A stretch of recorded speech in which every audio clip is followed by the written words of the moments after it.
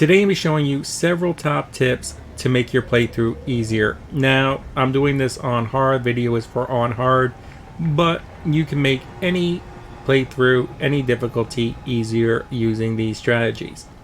So we're going to start off with a really basic one, and it might be overlooked, but you should be checking your gear to see if you can upgrade your gear at least like every hour or so.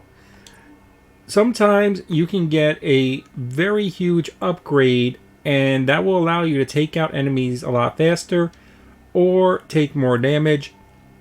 Check for upgrades. Check to see if you can upgrade a mod roughly every hour to the tops 2 hours of gameplay, especially after getting a level up. That first couple mods that you get after getting a level up, check those mods, because sometimes that next level up can give you like a 5 or 10% boost in your stats. If you don't know how the mod system works, I'll link a video below, and that will show you exactly what you want to do in order to get the best results from the mods that you scrap. One more quick tip on gear while we're on the topic. You almost always want to prioritize something with 2 slots versus 1 slot, 1 slot versus 2 slots. Check, but 9 out of 10 times, even if you have something that's 2 slots but it's 3 levels lower than something with 1 slot, if you put 2 mods on the 2 modded gear, it will come out stronger than the higher level, higher rarity with the 1 mod. So don't go by level, don't go by rarity, go by stats. Look out for multiple mod gear. Moving on to some combat tips, and we'll just talk about that real quickly. Definitely utilize your barrels. Would have been a little bit more strategic. I thought I was going to catch 2 of them in that, but I only caught 1. But you can loop around dudes and catch multiple dudes in your environment.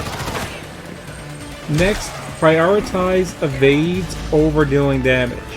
So unless you can drop like a drone dude real quick and then quickly get a heal, I mean like drop him, then you want to prioritize the evade over doing damage.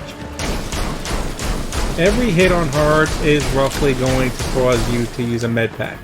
So dodge first, inflict damage second.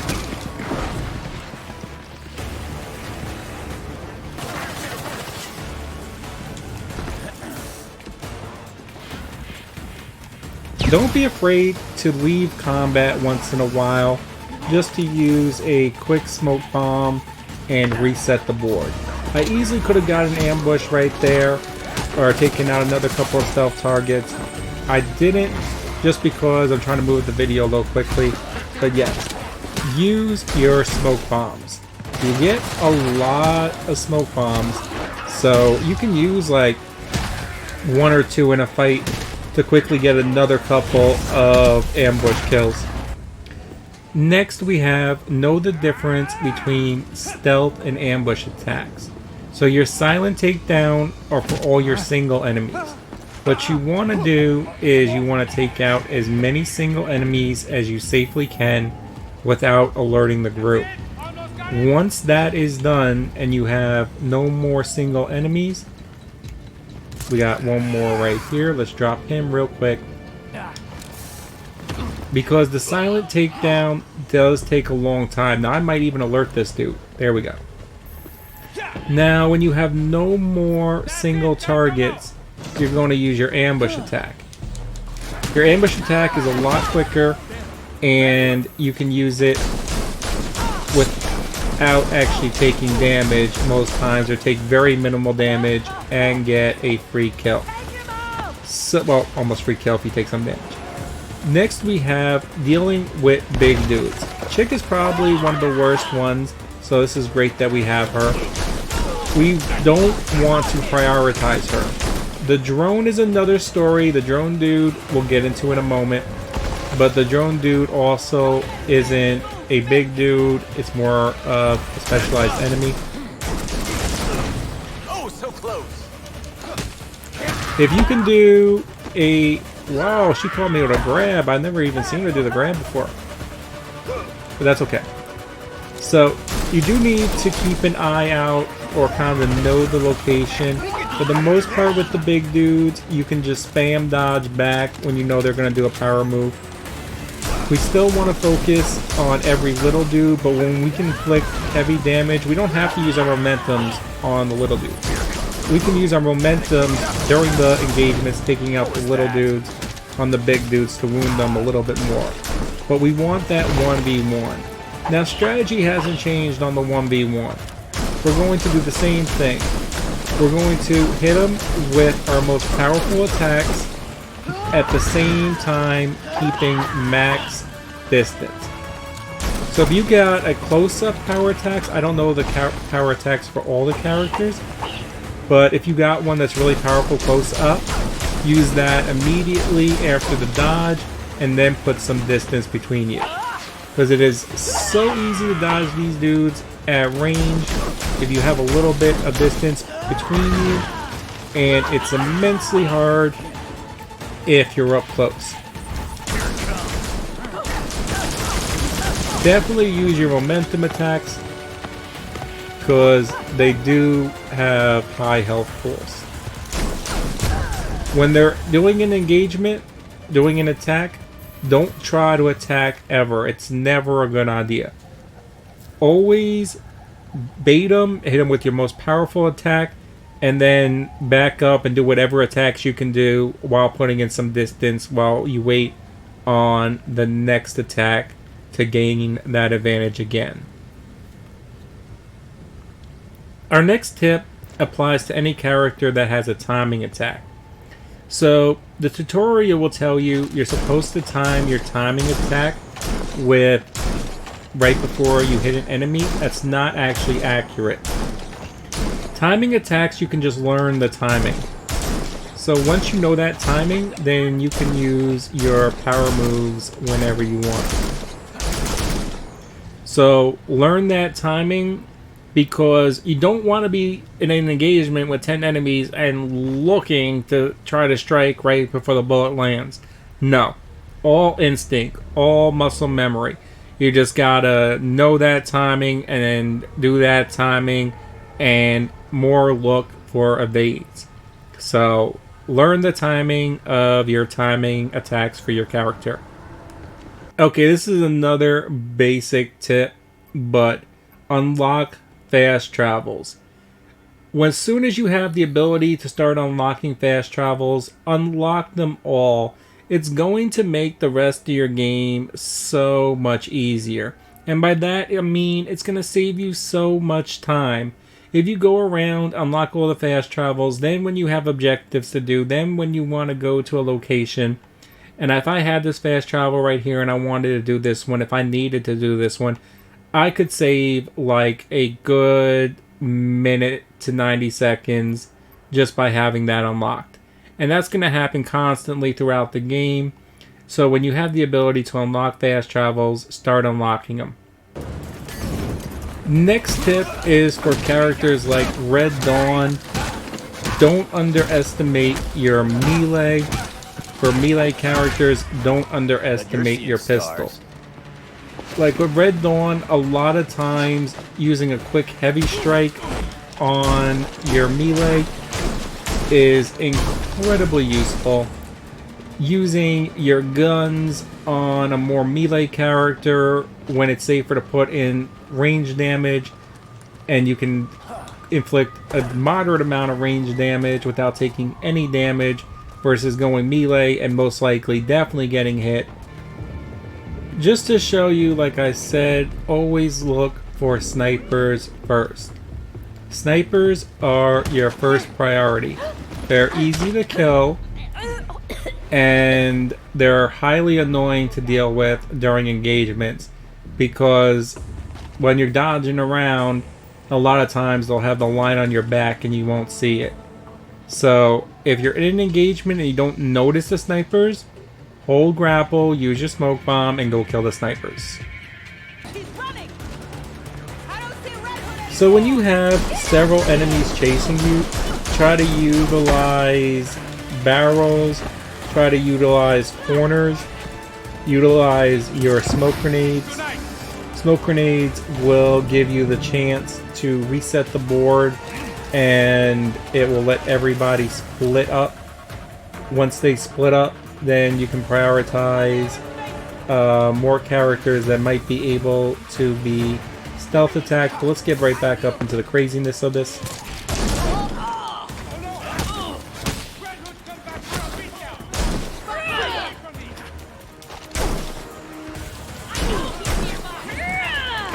Always be watching for the evade. Like I said, top priority.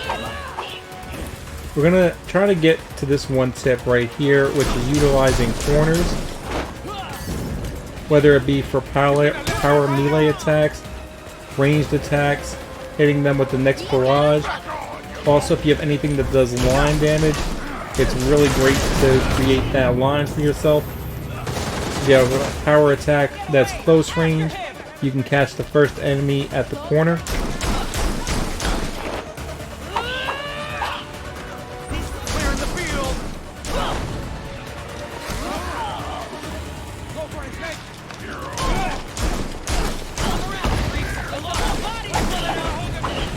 Call that an attack? But definitely be using your corners.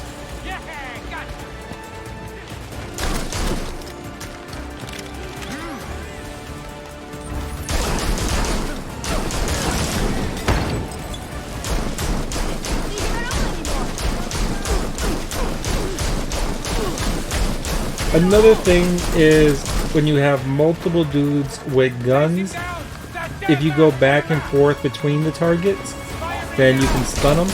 You have to hit them quick though. But stunning targets is incredibly useful. And if you can go back and forth between three targets, like three targets that have guns, and stun them all, then you can kill them all because they're going to keep trying to shoot you and you're going to keep stunning them. So the stun is incredibly useful. As soon as you stun the target, don't go for that kill. Go for the next target to stun. Just keep going back and forth. I know I'm not really showing it off right here at the moment, but that is what you should do.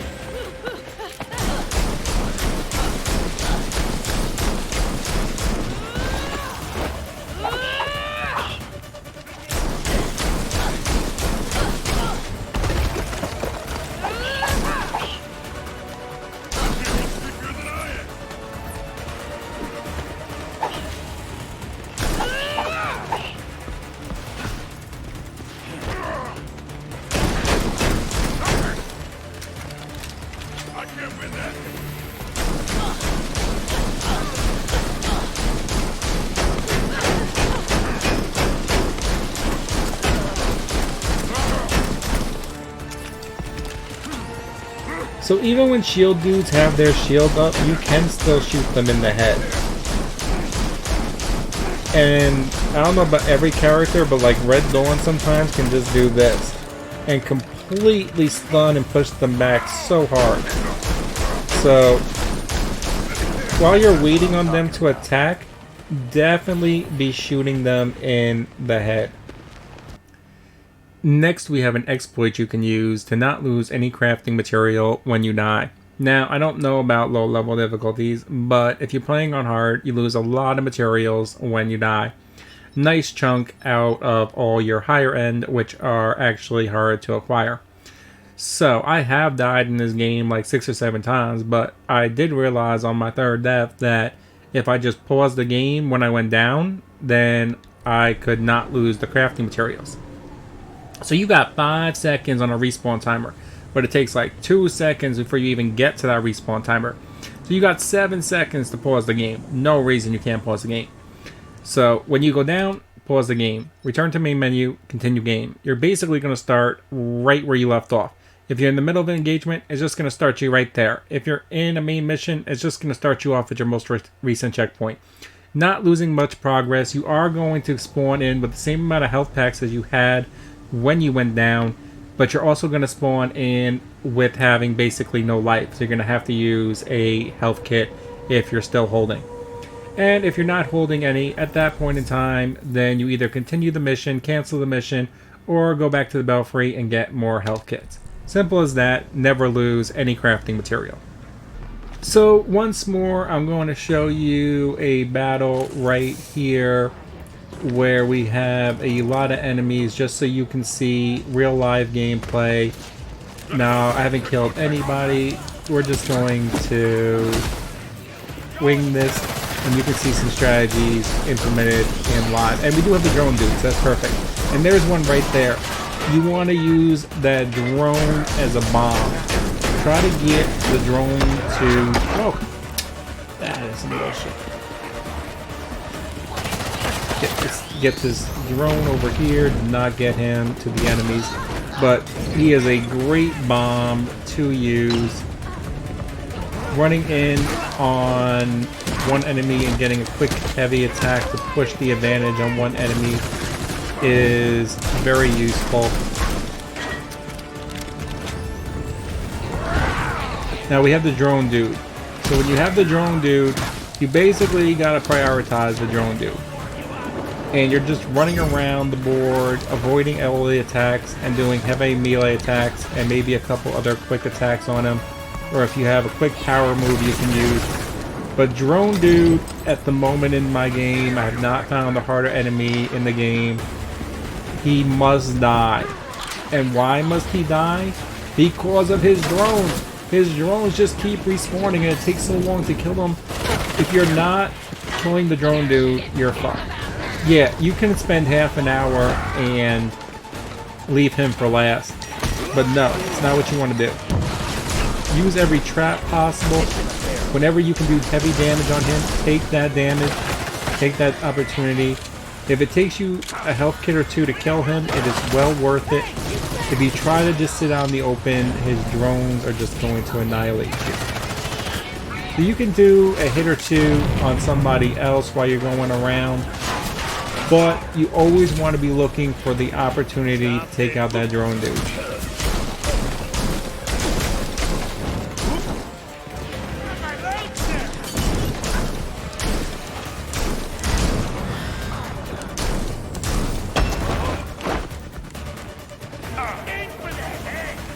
So here we have one of these dudes. Try to get him to take out some enemies.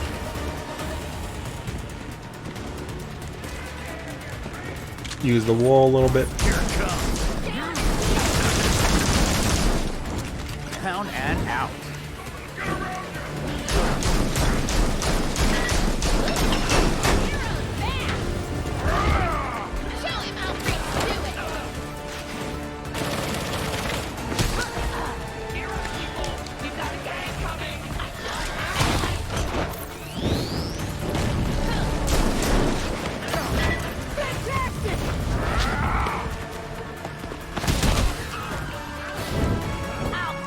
But this is how you deal with the drone dude.